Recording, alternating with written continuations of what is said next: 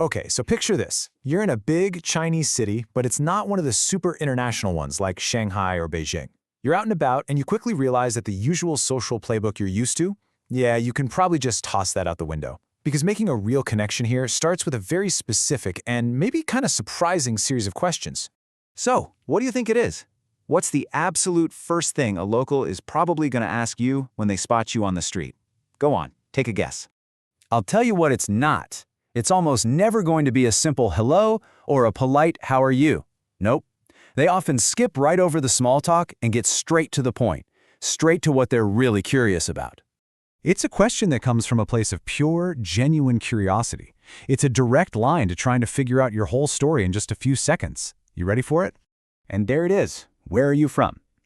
This is pretty much the standard opening line. Before you even exchange names, before almost anything else, this is the very first piece of information they want to lock down. So why this question right out of the gate? Well, you have to understand, it's not meant to be invasive or weird. In a lot of cities in China, seeing a foreigner is still a pretty big deal. It's exciting. You should think of it less like an interrogation and more like a mini celebrity sighting. It really is just pure curiosity. So, how do you handle it? Well, you've got a couple of options. You can play it straight, the honest route. Just tell them your country. Super simple, totally effective. Or, if you're feeling a little cheeky, you can hit them with, I'm from Earth. Honestly, you'll probably get a good laugh and kick things off on a really fun note. All right, so they figured out where you're from. What's the very next logical step for them? Well, it's figuring out how to actually talk to you. And that leads directly to question number 2. Can you speak Chinese? And again, this comes from a good place. They're trying to connect. Seeing a foreigner speak their language, even just a few words, is genuinely really cool and exciting for a lot of people. It's like an instant bridge between you two.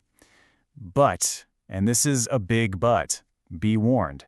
This very simple question holds a very friendly, but very real, trap.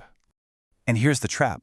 If you're just a beginner and you confidently answer with a big yes, you have just given them the green light to go full speed ahead.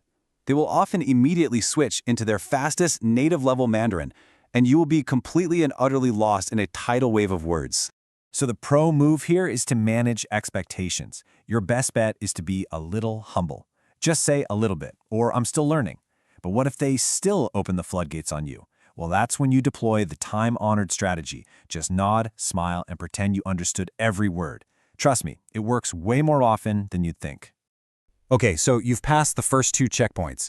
Now, let's say you're just minding your own business, trying to buy a bubble tea, and you get kind of cornered by a group of super friendly but very curious aunties. This is where the questions take a sharp, sharp turn into some very personal territory. Oh yeah, they go right there. Forget everything you know about Western norms of privacy. They will jump straight to your relationship status, your family life, the whole shebang. If you look young, it's going to be, do you have a boyfriend or a girlfriend? If you look a bit older, it's straight to marriage and kids. No messing around. So your playbook here has a few different levels. You can just be honest, of course. But if you'd rather not get into it, the classic, I don't understand, paired with a big smile, is a totally acceptable way to dodge the question. Or, for a bit of fun, you can always say you're still looking for the one. And the personal questions just keep coming. The next one might feel a little jarring, especially if you're from the West, but it is completely standard. How old are you? Now, this is so important to understand. This question isn't about being nosy or judging you. It's all about respect and social hierarchy. In Chinese culture, your age is really important because it tells them how to properly address you. It tells them if they should call you an older, respected brother or a younger sister. It's all about finding the right way to place you in their social world.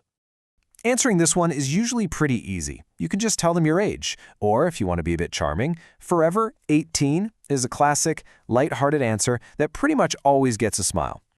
So, you've navigated your home country, your language skills, your love life, your age, but there is one question left. And this one is the most important one of all. It is, without a doubt, the final boss.